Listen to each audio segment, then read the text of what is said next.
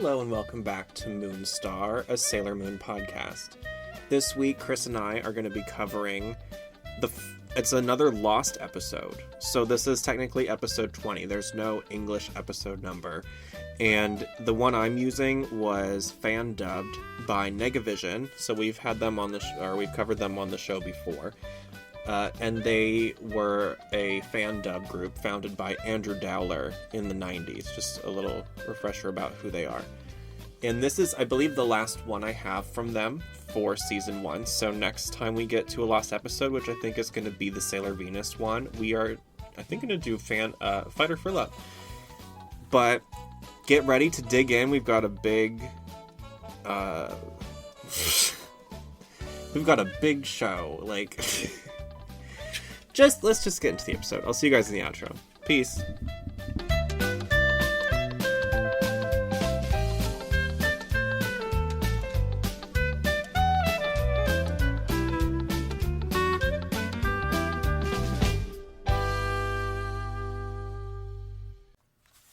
Alright, so I'm recording this little piece while I'm waiting for Chris for recording today.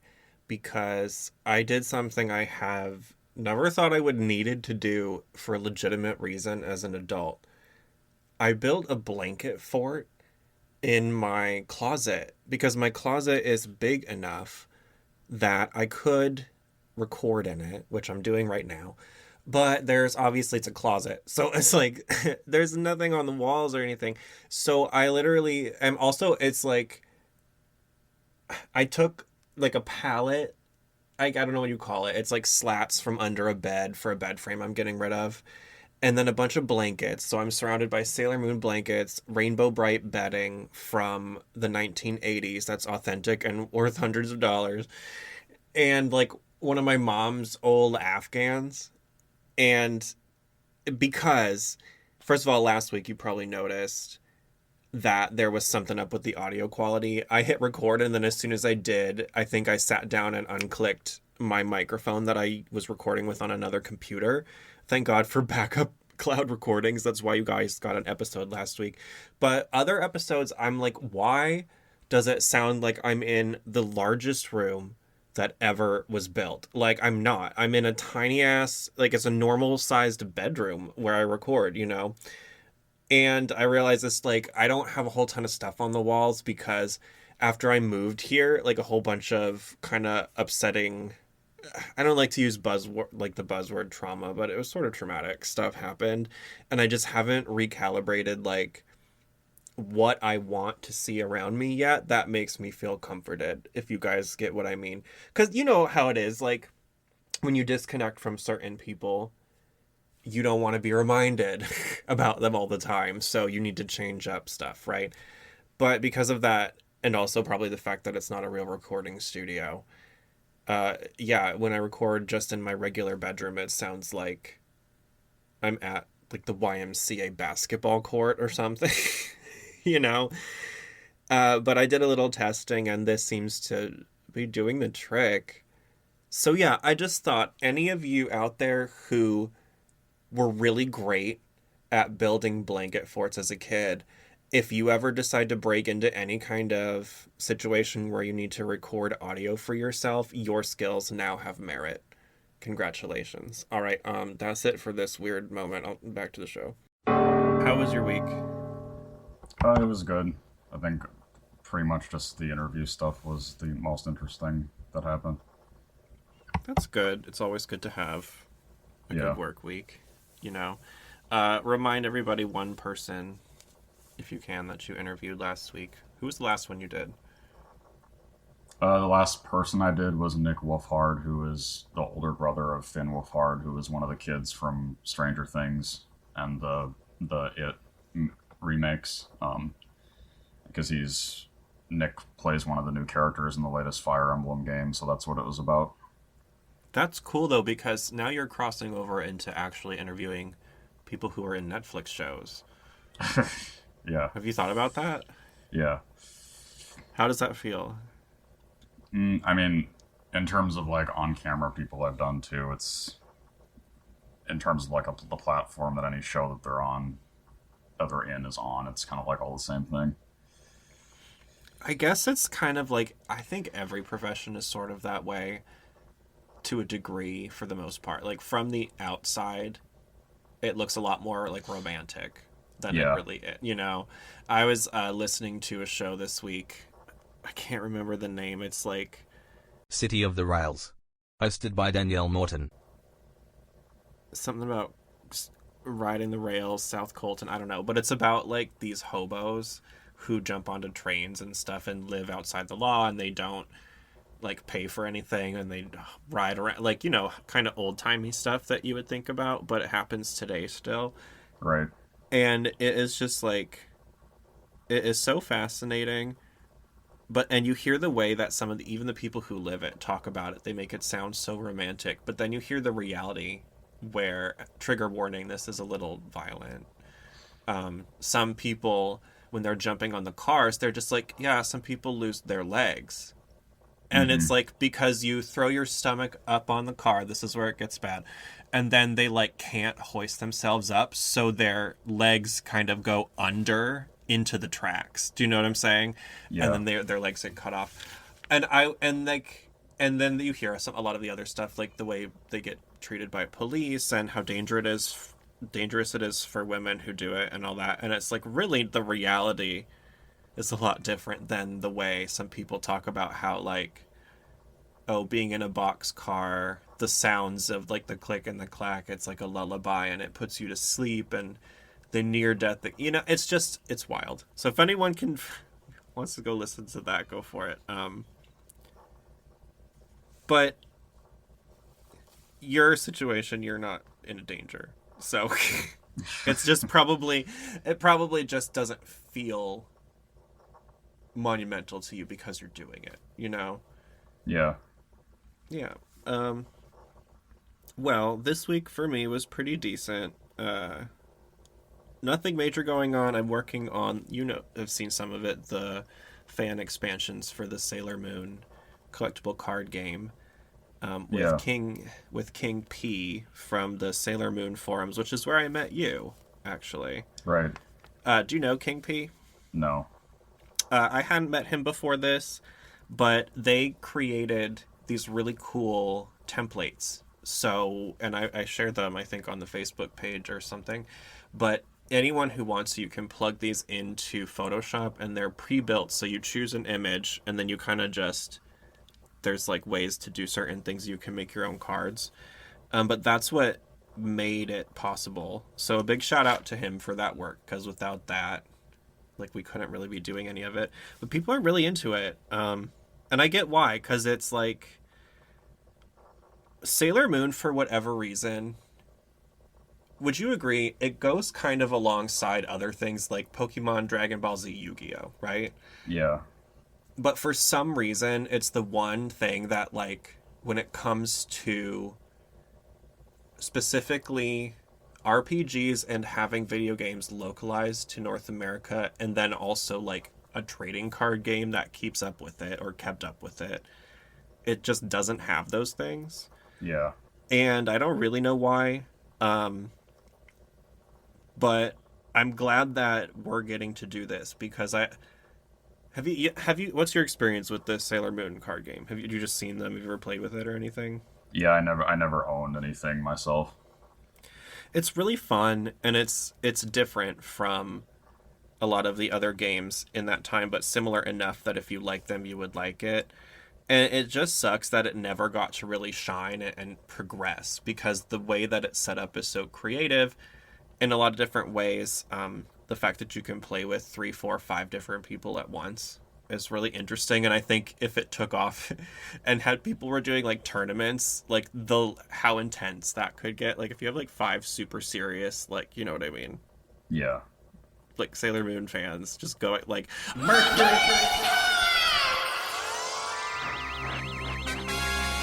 Yeah. Anyway, I think it would be a lot of fun for people. So we're working really hard on that. That's been a lot of fun and a lot of work, but love doing it.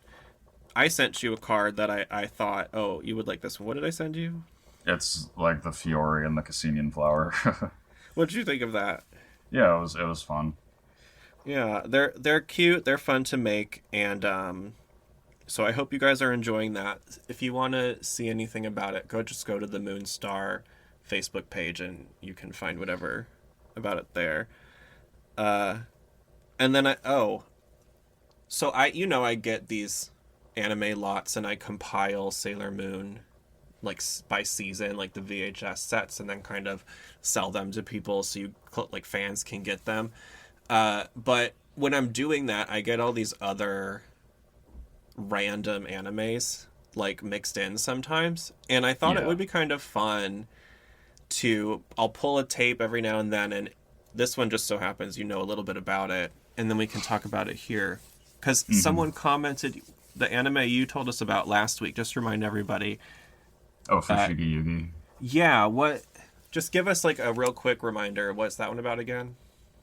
It's two high school girls that get sucked into feudal warring, like feudal at war China, and they get split up they go to, like, one goes to the good side of boys. I mean, they're not like not all the warriors are boys, but most of them are. Like, one goes to they get split up once they get there. One goes to the good side, one goes to the bad side, and they end up like feuding against each other. Like, their whole groups go against each other.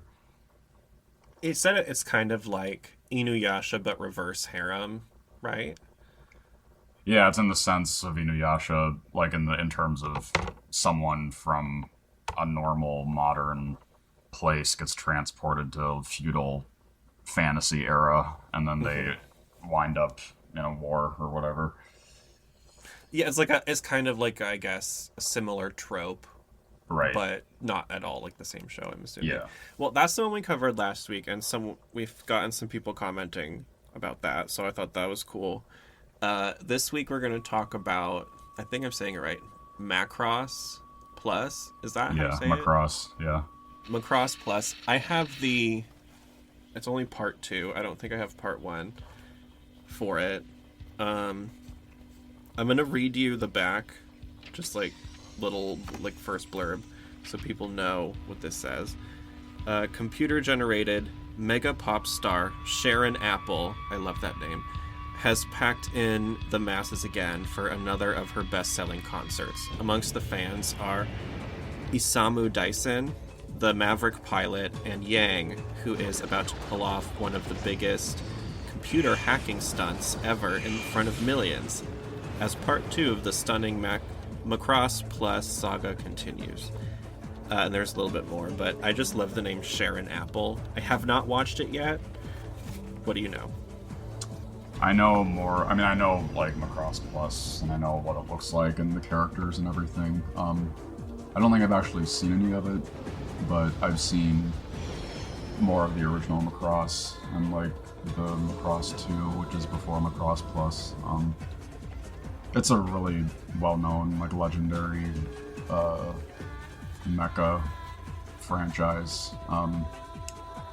And the first series itself, too, was one of the first anime that was brought over and dubbed into the US in the mid 80s. It was called Robotech over here. Um, but I know that the Macross Plus got dubbed too. I don't remember. I think it did. I don't remember who I think put it this is out. a dub.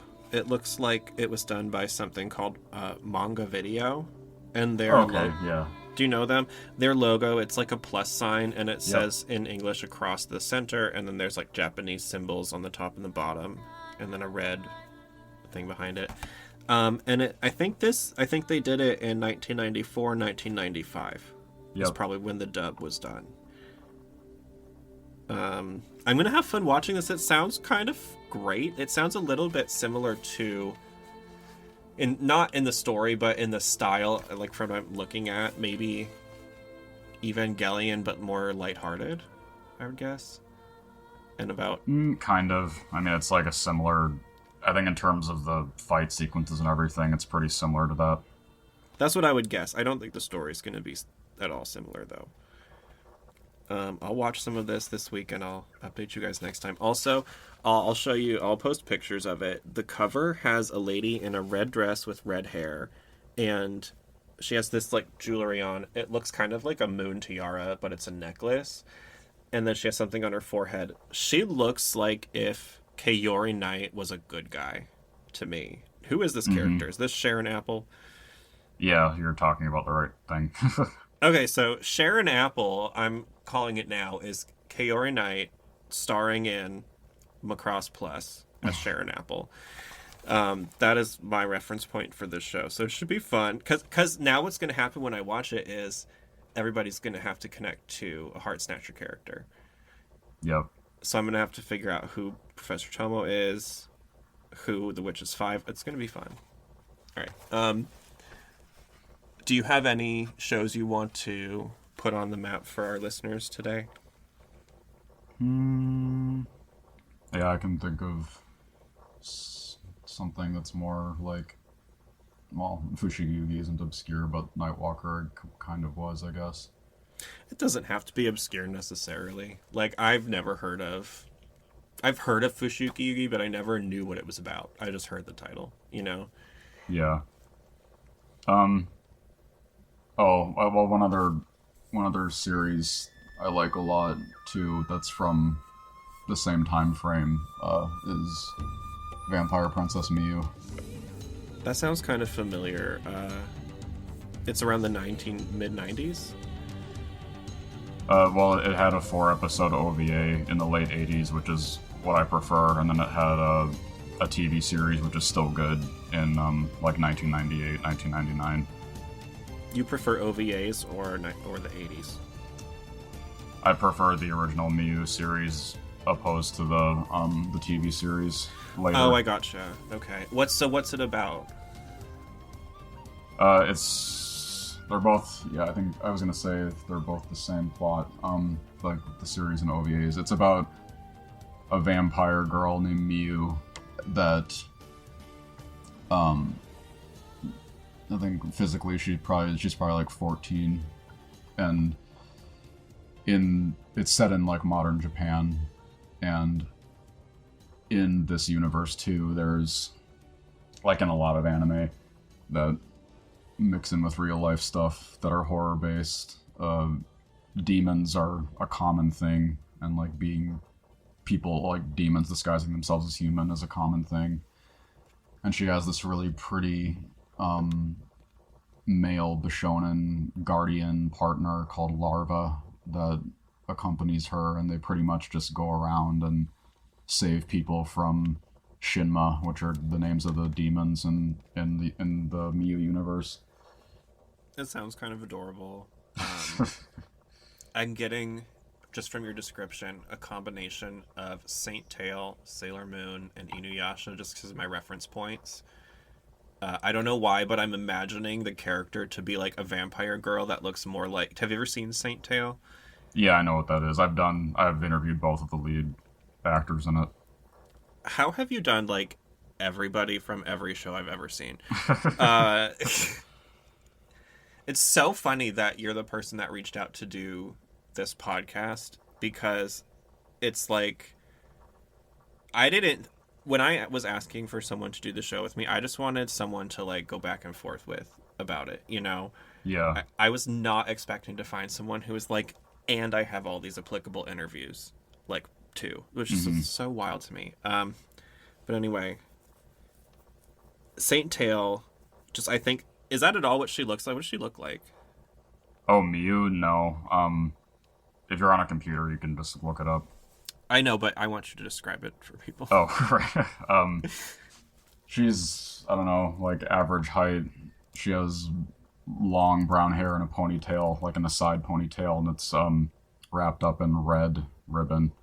And in her like non-human disguise form, because in the TV series and OVAs, she just acts like she's a junior high school or a high school student, but normally she just wears like a plain white kimono, and then she also has red ribbon tied around one of her wrists, and she can control fire too, so that's how she always gets rid of any demon. Oh, that's cool. What's her name again? The name of the series? Yeah. Vampire Princess Miyu. Oh, Miyu, if anyone wants to Right. find it. Okay, I know you said she doesn't look anything like Saint Tail, but I'm going to counter you with this. She looks like if Saint Tail grew up a little bit and was a lot more, like, feudal era with her Oh, dress. I guess I can Do you see what I'm agree. saying? Yeah. I think it's because she has the same it's like the same hair color, and then she just looks a little more mature. And it's not the same art style, but some of these images look kind of similar to it. Yeah, it's like a totally different I'm arts sure it's not at contrast. all like the show Saint Tail, I know. But, she's pretty. Yeah. I like the, what is it in her hair? Which, Like, the there's... ribbon? they're little red ribbons. Yeah, Yeah. it's like tied and then it hangs down on either side of her face a little bit. That's cute. Alright, well that sounds like a fun show. Vampire Princess Miyu, Miyu. Go check it out. Alright, you ready for the episode? Yep. Sailor Moon, the Negaverse takes a backseat as Ray and Serena drag me off on a vacation to a spooky manor. Are they creepy and kooky and altogether ooky? Just stay right there, and for once, I'll show you. What is this one called for real? In Japanese, it's like, I just had it up. The Summer, the Beach, Youth, and Ghosts. That's pretty just like listing Yeah, what happens. in the episode. That's kind of like if you were to put the episode like ingredients on a box or something. The one I watched this time was Negavision again because I still had another Negavision coverage on this one. I think this is the last one I have for season 1 though. So next time we'll probably do Fighter for Love. But they called it Scout's Day Off, which I thought is probably around what DiC would have called it, something like that. Or DiC would have probably been like, what do you guess DiC would have called it? I'll give you a second. Yeah, I think like that's pretty close, like Scouts at the Beach or something like that. Yeah, I think they might have tried to be fancy and go like, with like an alliteration, like, and then mentioning the mansion, maybe? I can't do it on the spot. Like Haunted Mansion. Mm-hmm. I keep wanting to use the word folly because of Molly's Follies or whatever the heck that episode was. Yeah. But they would have done something cute like that. Scout's Day Off is fine. In this version, the Negavision one, which as long as it's allowed to be up there, it's going to be. If you guys want to see it, Sunshine Farm Entertainment or sunshinefarmcollectibles.com, it's under the free stuff section. For now, that website tile is going to be changing later, but go watch it there now. But Amy does the intro for this one, which I thought was kind of cute because I don't remember that, but I don't think any of the other characters get to do intros. I think they might join in on them with Serena, but I think it's usually always Serena. And I also thought the girl they had doing Amy for this Negavision production stood out the most to me this episode out of all of the people doing voices. I thought she was the best, and she kind of was like the star of this episode. So that's probably why they let her do the intro. Is there an intro for the Japanese one? It's just the typical one that does every single episode in the Japanese dub, like the preview image music plays and then Usagi is dubbing over it. Is that the thing where she's like, I'm a six? She like introduces herself. That's only that only happens in the first season. Oh, okay. She also does it. It's like the last thing she says in the series, which every time it gets me. And then Moonlight Destiny plays after you haven't heard it all season in Stars because it's been the State of Stars theme. Anyway, it's the perfect way to end the series, in my opinion. So in the English one that I was watching, Negavision. This is not applicable to that, actually. This is everything. Luna is always in baskets and bags. Have you noticed that? Yeah. And then I thought about it, and I was like, I guess what other way would you get her around? If she you didn't want to just have her, like, on your head or whatever. Because walking everywhere for her would be exhausting, I would imagine. Right. And you can't just, like... How do you think they got to the beach? They think they took a bus, right? Or a train? Yeah, that's how the it's probably the same in the English thing too. Like it starts with a bus or a train coming up. Oh, you're right. Yeah, I didn't write that down, but that is how it starts. Yeah, so like I guess on the train ride she has to be in a basket. I think that's cute. And then every time I see it, I can't help it. I imagine what it would be like to be a cat in a basket. And then suddenly I'm Luna in the basket. And I'm like, I see why she doesn't like this. Because it would be very claustrophobic, I think.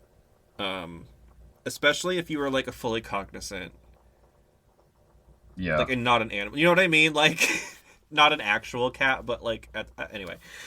I think I'm overthinking that part. What happens after. What's the first thing they do when they get there? Do you remember? mm, well, they start walking. Yeah, they start walking towards like where they think, or yeah, or no, it's because Usagi wants to find the beach. Yeah, they're going through this little wooded section. Have you seen Pokemon, the anime, like the first season? Yep.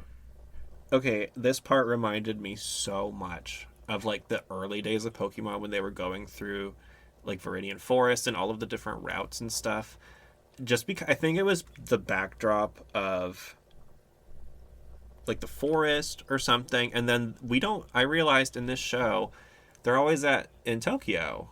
Mm-hmm. They're always in the city landscape, so I think it's a little jarring. Not in a bad way, but it's just this episode feels the most like out of place, I think. Yeah, it's. I mean, it's obviously a filler episode, but it's a really good. It's a It's really a good good one. filler episode, but it's filler episode with like a capital F. Right. Because it really doesn't connect to any. This could have been landed anywhere in season one before you get like anybody else besides Jupiter or besides Ray and Amy, right? Mm-hmm. And it wouldn't have mattered. Like, so I'm curious why they put it here, as opposed to somewhere else. It kind of prolongs Nephlite's arc a little bit. Maybe that's why. Um, I don't know. What do you think the purpose of this episode was? I'm sure. No, I think it's from what we talked about last time. The fact that in season one that it wasn't originally supposed to be very long, and then it was changed, and then Naoko was still uh like writing it or creating episodes that were canon as it progressed and got more popular. Oh, so it's the same reason why we have the Doomtree stuff. It's Yeah. like whenever she would need more time, maybe they would do something like this. I bet when like do you think they may no they couldn't have at this point. I was gonna say do they have like filler episodes ready to go when they need them, but at this point they couldn't because they didn't know who would be yet like introduced yet, you know. Yeah. So this would have had to be done on the fly probably. That's kind of fun to think about. Like, I just like to imagine her calling them and being like, "I need more time," and they're like, "Don't worry, we'll write something about ghosts and a weird little girl that looks just like Amy." And she's like, "Sounds good. Go for it." Like it's like when you talking about the episode, it makes it sound ridiculous and stupid, and it is, but it's good Yeah. because of that. You know what I mean? Like that's what makes it so great. Anyway, they're walking through the woods after Serena. Wow, a private beach! I forgot to mention this in this version. She has a daydream. Well, in both versions, she has a daydream about all the guys at the beach. But she says, Oh, Andrew! Oh. Tuxedo mask! Oh, wow! Stud muffins everywhere I look! This is how summer's supposed to be! and I just thought stud muffins was such a funny. I don't think people say that anymore. No. Have you ever heard that? No. You've never heard stud muffin? I mean, I've like in media and stuff, but not in real life. Okay, because there are certain things like that. Like when I was little, when something was easy, and I mean little, I mean like kindergarten and younger. If something was easy, people would say, "Oh, that's super cinchy," or like "That's such a cinch." And Oh yeah. like a lot of people, there was a time where nobody around me remembered that, and I was like, what is this mandala effect? Not, I know people said that. And then after like 8 years, I heard it in a show finally, and I was like, okay, I feel validated that actually, that was a real experience. Yeah. That happened. Yeah, so stud muffins. I just love that was Serena's idea of the beach. Can you describe what her fantasy was? It's pretty much just a bunch of hot guys around, and she's sitting in the center of them, and like they bring her drinks. It's her alone though, right? With all these guys, and then like I think one of them turns into Andrew, or Andrew ends up being there, and Andrew's in a bathing suit, which is what I referenced last time. I saw this episode the first time when I was like I think 11 or 12, and that was one of those things like I was such a goody two shoes growing up. I just need to paint the picture for people. Like I had never seen internet porn yet. Do you know what I mean? Like, so when I saw that, I was just like, wait a second, what? Like, it was just one of those moments where my brain was like, what is that? And then I thought it was so funny, the tuxedo mask in her fantasy was the only one not in a bathing suit, but he was windsurfing. Yeah. That's what makes him cool. Guys that windsurf in a tuxedo. What? Like, and a full cape. If he fell, he would drown. Mm-hmm. Because of all that weight from all that fabric. And anyway, I thought her fantasy was so hilarious. And then, yeah, we get to the thing where they're walking through the woods. Hey, wait up!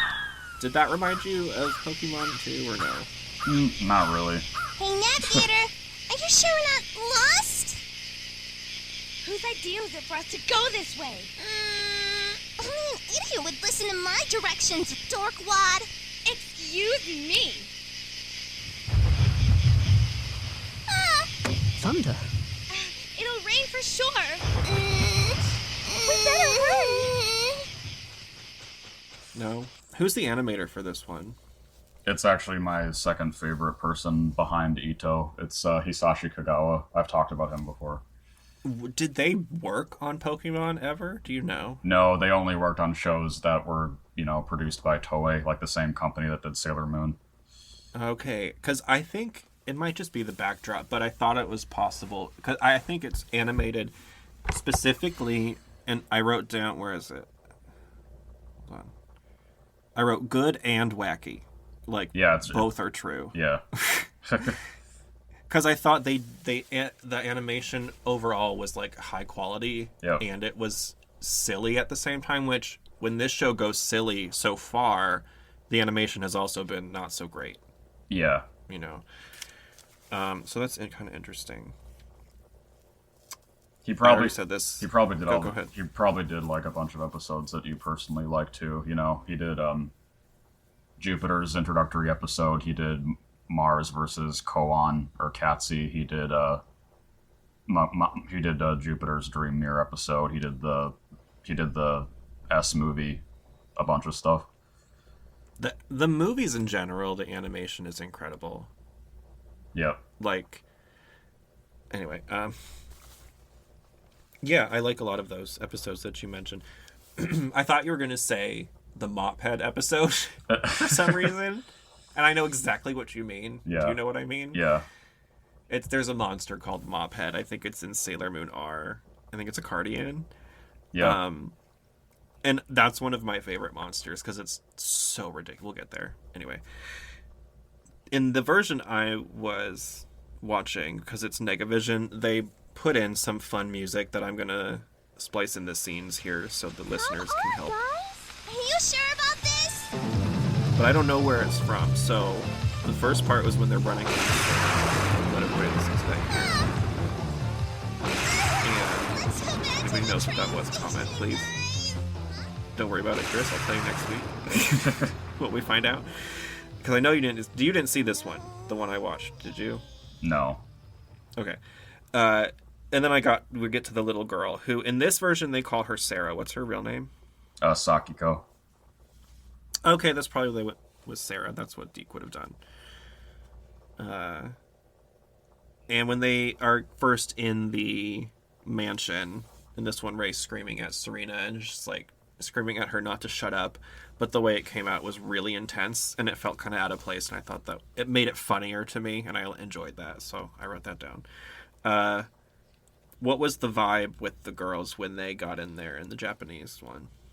Oh, to the actual house. Mm-hmm. In the Japanese one, it's pretty much just probably the same as this fan dub. It's like Usagi is the only person who's scared of anything. Can you describe the way the people look who let them into the house? Yeah, it's obviously, even if they didn't have the sign that said it, like, it's obviously a Addams Family reference or vibe, because it's... Welcome. Welcome. Welcome. I'm home. Welcome back. There's a guy that looks like Frankenstein. There's a guy that's a little tiny wolf, like a werewolf, and then the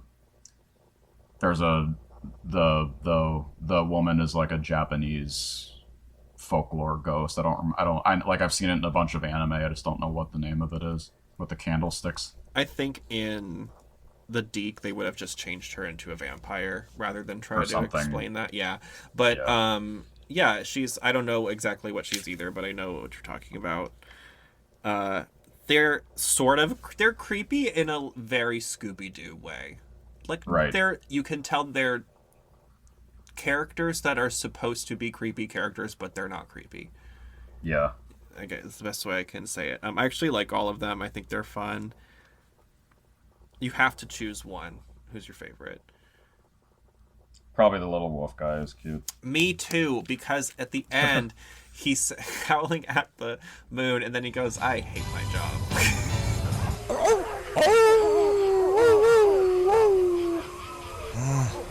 I really hate this job. I thought that was so funny that he referenced howling at the moon as a job and not something he just does. I don't know if he says that in the Japanese one, but so the little girl Sarah, who is creepy and meets them in the woods and leads them to this house and looks like Amy. What is her situation? She has dangerous psychic powers that people don't think are real, and her dad has to hypnotize her every day, I guess, to keep them in control. Right, and when she's under hypnosis, this ghost apparition thing has been appearing and messing with the people of the house, and I'm assuming other stuff. Do we see anything else besides it just scaring people? No, not really. Yeah, it's a very Scooby-Doo mystery. Who's the spook episode? I don't know if it was just the way it was voiced in the Negavision one or what. No shade to the person who did this. It was a microphone issue. But I just wrote angry dad is angry. That was my impression of him. How was he coming off in the Japanese? I mean, in terms of vocal tone in the Japanese, it was just, I don't know, standard grumpy old man character, I guess. I meant more did they give his character any redeeming qualities at all, or? Not really, no. Yeah, he's just kind of this person is not treating their kid well, dad, basically. Yeah. I mean, just for the sake of discussion, I guess he's trying to help his daughter not kill people. So that part might be great. I guess what are you supposed to do? Kind of yeah. But still, it's portrayed as he's not a nice guy. And he is doing this hypnosis thing to her, which... Now sleep. Sleep, my precious darling. Sleep. Sleep. Let it come out naturally, Sarah. Yes, naturally. They will never laugh at us again. Now awaken slowly. Is creepy and I don't like it, is what I wrote down. How do you feel about that part? Yeah, I guess I'd feel the same.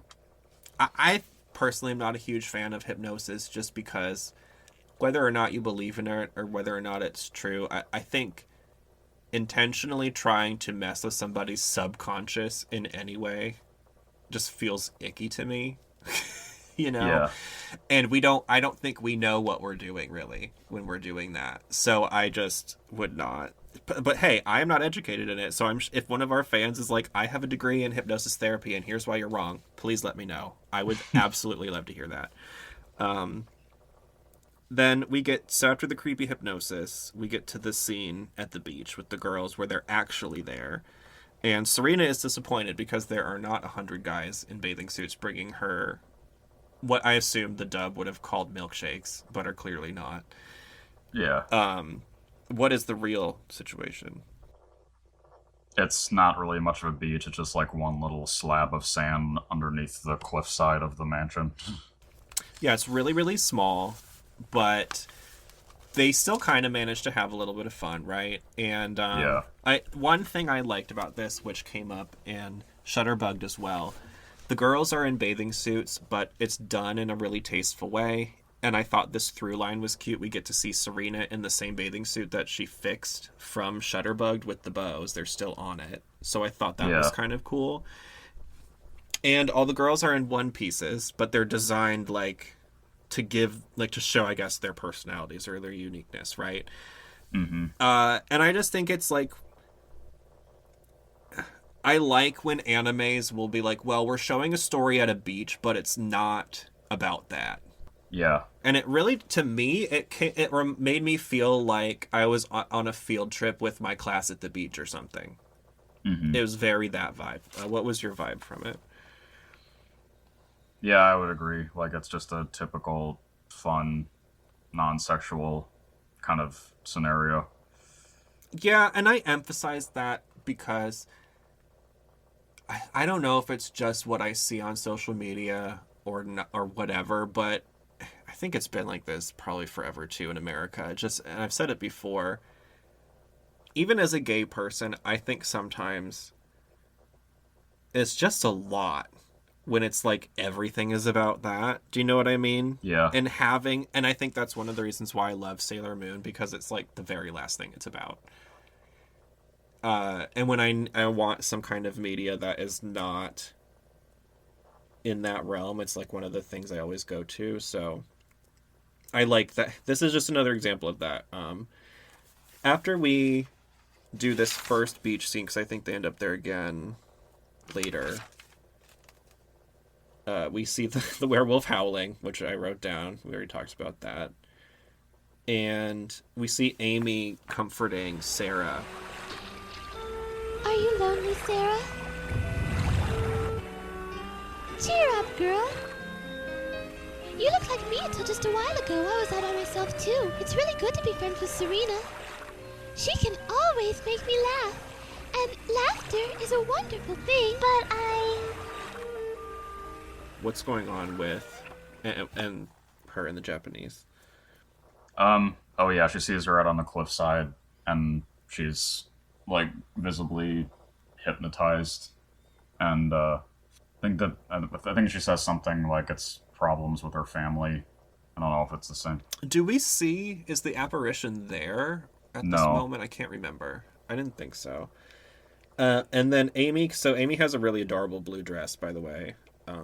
People can check that. I'll post screenshots. But so Amy's comforting her, right? Yeah. What does she say to her? Roughly. What is it? Well, what is it in the English? She's just basically comforting her and telling her that she'll make friends. Yeah, okay. Like, because she's like lonely. Right, yeah. And she kind of asks her directly, "Are you lonely?" Yep. Which I love Amy's character for that kind of thing. Mm-hmm. She's just such a sweetie. I don't know. Anyway, rude dad is rude. That's the next thing I wrote. That was my impression from him during this part. He's trying to train her powers, is what we see next. And he keeps saying, like, this will teach those people who laughed at us in this one. What does he reference something like that? It's the same in the Japanese, yeah. Oh, okay. I thought they would have changed it more. So I wonder who they're talking about. Do we know? No. That would have been more context for that would have been good to give his character depth, I think. Yeah. Like, if we knew why he was doing all of this, than other than just like she's psychic and he's butthurt. Yeah. Like, I think that his character specifically would have hit better. There's a shrine scene. I don't know what else to call it. Maybe a ghost got him. That's awful!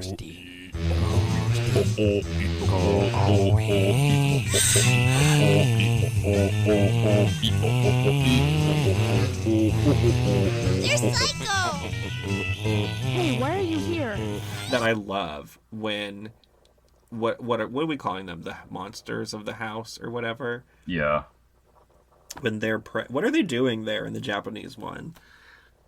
It's this. I think it's probably not changed. It's like they're praying to some kind of Japanese god. Oh no, they were trying to like get rid of the spirit. Yeah. Oh, that's what it is, right? Yeah. Oh yeah. But they're doing it in a really, really goofy way. Were they more serious in the other one? No, it's the same thing. Okay, it's the same tone. Okay. Oh, and I just thought this concept was great. One thing I loved about this episode, it was the idea of monsters that you would normally see haunting or terrorizing being haunted. Yeah. I thought that was just kind of a fun twist that, like, I don't know. I don't. Do we see much of that ever? I can't think of anything else that really does that. No. Yeah. Huh. If you guys can think of anything that has a similar plot, let us know. That I would be interested. This ghost that they keep seeing, what is it technically? It's the manifestation of Sakiko's negative energy or like strong emotions against stuff that she doesn't want to do manifested. Right. And would you say that it's safe to say her dad pressuring her and doing all this hypnotism and everything is just making all of that worse, even though he's trying to control it, right? Yeah.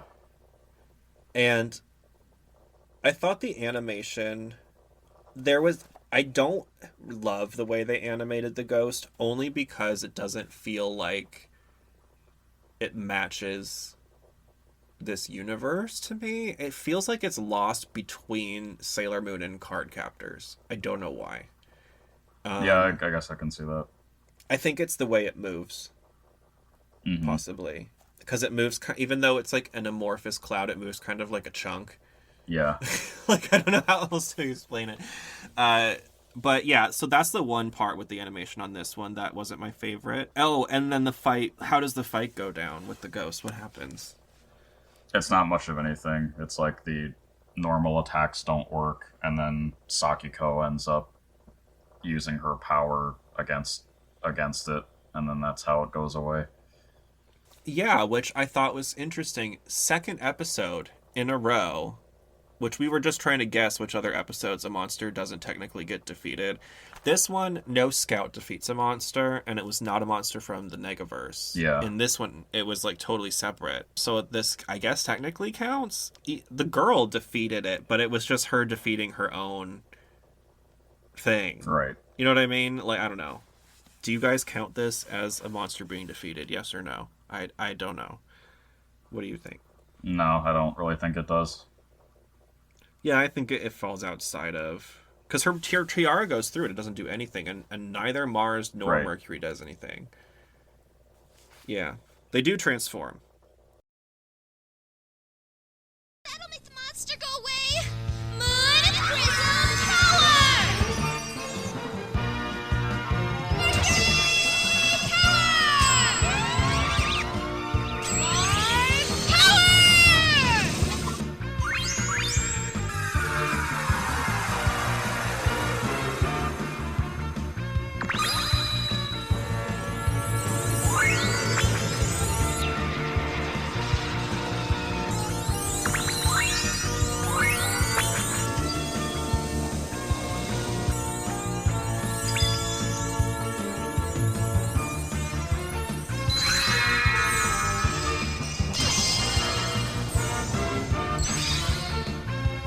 How dare you ruin our holiday!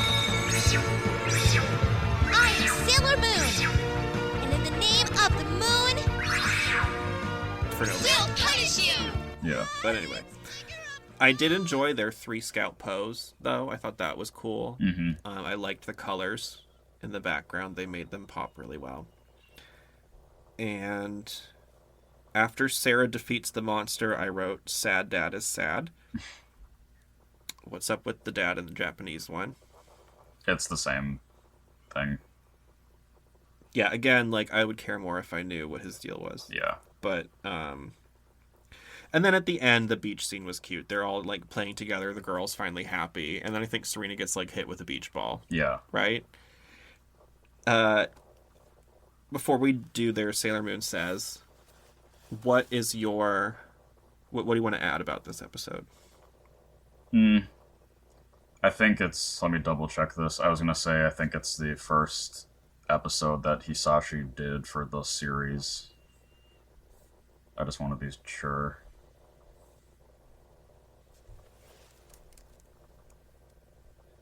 Oh, okay, it's the second episode, because the first one was episode 14, and then his third episode after this is obviously, like I mentioned, when Jupiter debuts. So it's the second episode that he ever did for Sailor Moon. Wait, what was his first one? When episode 14, I think that's when Nephrite debuts, maybe not. I think it's right around there. If not, it's like probably right before.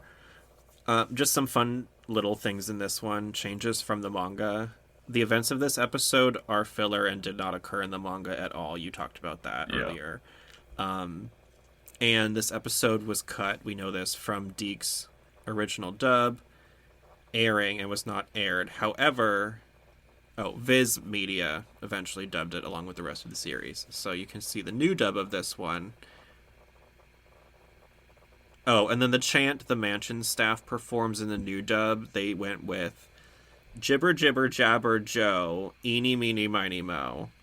I'm going to put after this part what the Negavision dub decided to do, and we'll see how different it was. I don't remember what they did, but I think it was cute. The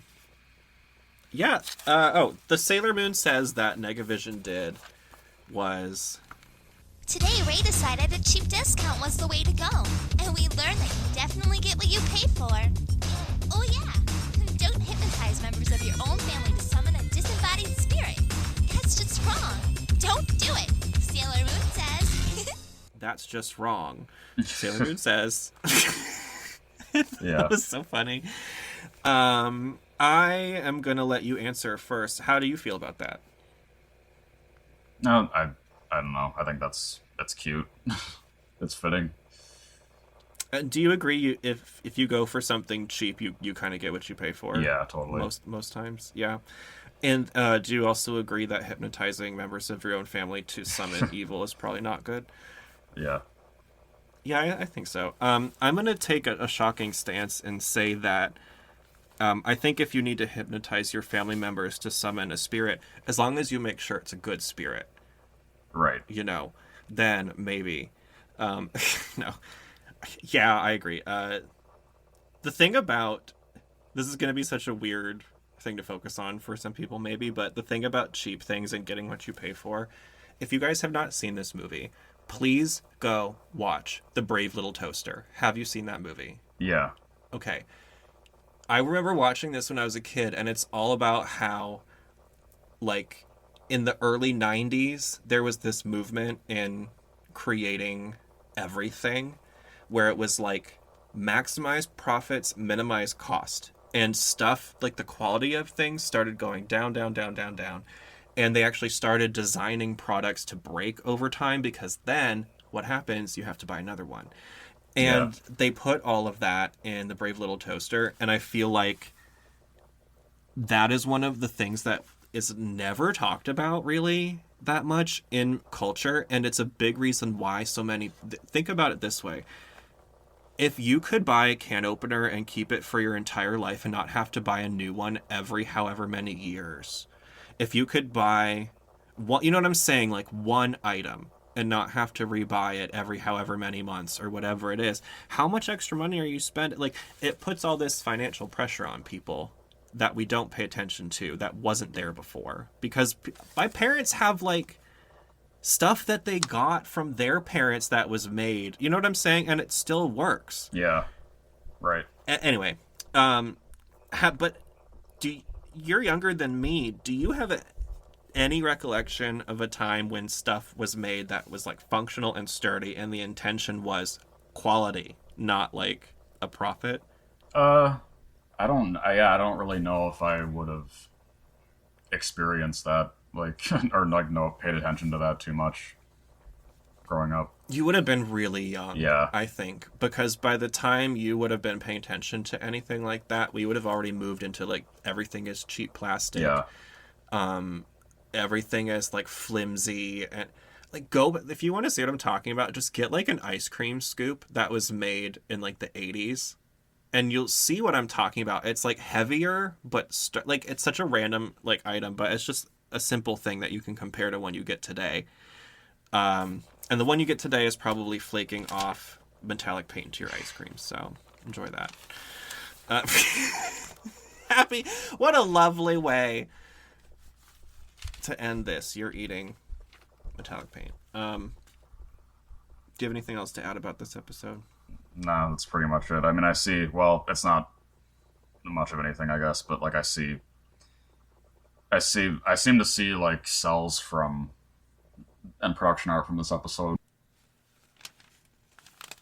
like the earlier seasons of Sailor Moon. Yeah. Really? I would think this would be a harder one to get a hold of because it wouldn't have, like, the clout of being a lost episode for so long. Oh, no, not at all. Not in Japan, yeah. Really? Oh, well, I guess I'm considering not, like, an American market. How much, like, are they cheaper then? If someone really wanted one from this, could they probably go get one easy? Yeah. You know, the stuff that I've seen is, yeah, nothing has been very high or whatever. I've seen lots of sales of Sakiko, too. What's an average price point? You just guess, doesn't have to be exact, but if someone was going to get not the best sell, but not the worst sell from this episode, somewhere around there, what would you think? Oh, I don't know. I think even in today's market, like, if you're buying from a good, reputable, honest person, I think you could get, you know, if it's just like a sell of Rei in her swimsuit or something that isn't super detailed, or doesn't have a background or anything, if it's decent, I don't know, maybe like just under $200. For something that's, like, was used to create the show, if that is your jam, like, if production artwork is your thing, I don't think that's all crazy. Now, if you depends on who you're talking to. If you're a college student, spend your money on books and food, please. But Yeah. you know what I mean? Like, for someone who is maybe a little older, who is a collector, and it's like, oh, I'm setting aside. If that's something you want, I say, do what you do. You know, what is the most you've ever spent, if you don't mind sharing, on a production artwork piece? Oh, I don't mind, yeah. I don't own it anymore, but the most that I've spent was, on one single thing was $1,700. Oh, wow. Yeah. What was it? Do you remember? Of course you remember. What was it? Yeah, it wasn't that long ago. It was like one of the main male characters from. It wasn't from X, but it was from Tokyo Babylon, which is the prequel to X. So it has all the same characters. Oh, okay. And what did you sold it? I'm assuming. Yeah, I sold it for what I paid at least. It actually went to. I've never met them in real life, but it went to one of the only other big collectors of anime production art in Minnesota. It's a lesbian couple that live like 3 hours north of me. I love that. First of all, I love that they're that close to you, but second of all, I like that it went to, like, someone you know who really is going to care about it and enjoy it. I love that. And it's kind of a similar, I was going to ask, but sometimes, like, you know, I'll collect certain things, or I do these video sets, and I'll have them come in and then go out, and I just enjoy the, like, act of getting to see it all while I have it, and then it's gone. Do you know what I mean? Like, I still, of course, have my own set, but, like, even just the sets that I build and move, like, I don't make profit off of that, really. I would say fives of tens of dollars maximum. Yeah. And that is just, like, paying for my time and energy searching for this stuff and putting it together. The reason I do it is because this is going to sound so ridiculous, but I don't want these tapes to end up in a landfill because there's no reason for it. And when it comes to, this is so specific, but the Sailor Moon 90s dub, if you're talking official merchandise, there's such a limited option for you to get something that was officially released that contains this series on it. There are these VHS tapes and the DVDs. And if you're buying used DVDs, they come messed up most of the time. Like, if you get a used DVD, even though people say they test it, likely a kid played it, dropped it, there's a scratch on it, now it's skipping in the middle of something. You know? Yeah. On a VHS tape, maybe the video quality is not quite as high as a DVD, but if you can still rewind it, you can still watch it. Yeah. You know what I mean? And I just hate the idea of, like, these ending up in a random anime lot that someone gets, and then it gets thrown to a Goodwill or, like, shoved, whatever. You know what I mean? When I know that there are a lot of people who would really love to have them in a full functioning, like, set in a season, you know, full form. And I think probably for you, whenever you get in production artwork, that's really cool. Even if you have to sell it, the fun part is, like, the experience while you have it, right? Yeah. And getting, like, I don't know, can you touch it with your bare hands, or will that mess it up? The actual cells, like, if you don't have to, then it's ideal, yeah, to just, like, wear gloves or something like that, or just... Oh, see, yeah. I'm a texture person, so part of the thing I love about the VHS tapes is, like, they all have different textures, and then, like, you can see how high quality certain ones are because of the texture right away, like, if there's certain damages. And then on the Buena Vista ones with the holographic, there's, like, the holographic is really smooth, but it's really shiny, and then the matte finish is different. Anyway, it's my autistic special interest. I don't know how to describe it. But yeah, I don't know. So, and that kind of goes hand in hand with the thing about the Brave Little Toaster, though, too. Like, those tapes were made in the early 90s. Yep. And they're still functional today. They still work today. I watch them all the time, you know, and stuff that you get now, think about it like this. Let's say you purchase the show, right? Yeah. On iTunes or whatever.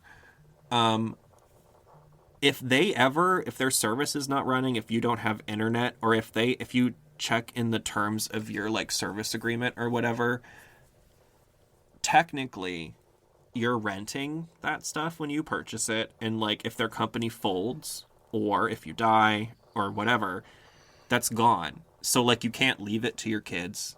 You can't do anything with it. And if the company just, like, let's say for some reason Apple just shut down out of nowhere, all of the stuff you ever purchased on there is just gone forever. Yeah. But, like, what's someone gonna do? Come to your house, punch you in the face, and take your video? Right. Like, you know what I mean? Anyway, I'll get off my weird VHS soapbox and let you guys live your modern lives, doing your digital things. What do you have planned for this week? This week I don't really have anything specific going on yet. I mean, it's still going to be, for the most part, it's still going to be nicer than usual weather here, like like high 30s, yeah. I'm sure you're ready for that. Well, that's good. No interviews this week? No, nothing set. Like, everything else that I've talked about is a little bit ways on. I have to get going on, like, jumping on a lot more people again. Well, you've always got stuff coming through, so I'm sure a small break is actually a good thing, because you don't want to burn out. And next week, we're doing Protect Children's Dreams, Friendship Through Anime. Oh, yes. You know what this is. Yeah. I'm not even going to say... I'm so excited for this episode. This is the one I have been waiting for since we started the podcast. Yeah. For season 1. I've talked a little bit about it already. I'm not going to talk about why again. But y'all better get ready, because next week is going to be ridiculous. Have you seen the dub of this? No. I don't think so. You've never? I'm sending it to you this week. Okay. You're watching it. You have to. You have to. It's so insanely funny and beautiful, and I would not change anything about it, and I hope that everybody finds a way to watch this who is listening, because you just need to. All right. I'll let you go. Thank you.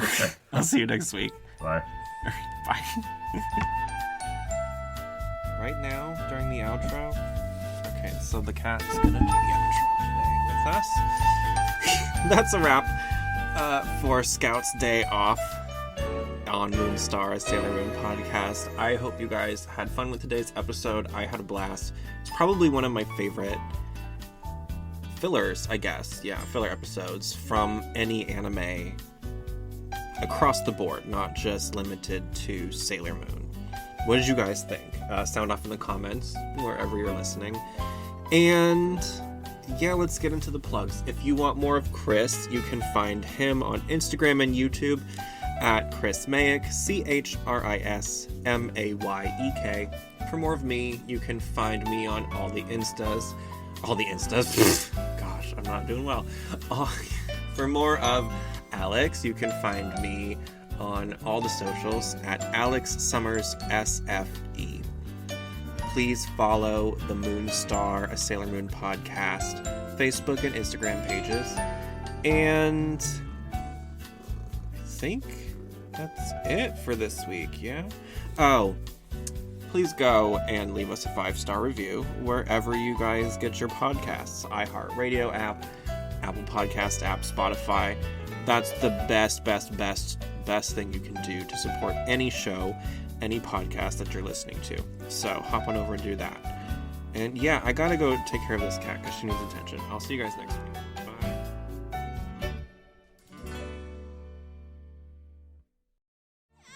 It's bigger up close! I'm so sorry. Please, you don't want to hurt me, do you, Sarah? Sarah? Please wake up, Sarah, please! I can't stand it anymore.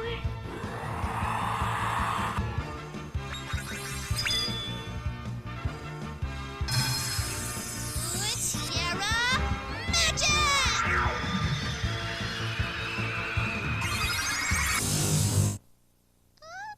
No way! Please, put a stop to all of this! Wake up!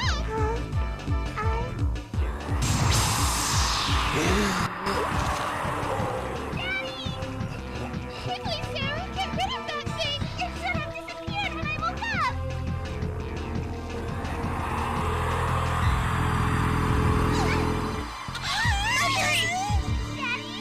Listen to me, Sarah. You've got to run. You've got to get out here. That thing is way beyond your control. It must be energized by Sarah's desire to be out of her father's control. Are you okay? It's beyond your control. What does that mean? I'm so sorry. I've always known that you've wanted to lead a normal life, but I ignored it.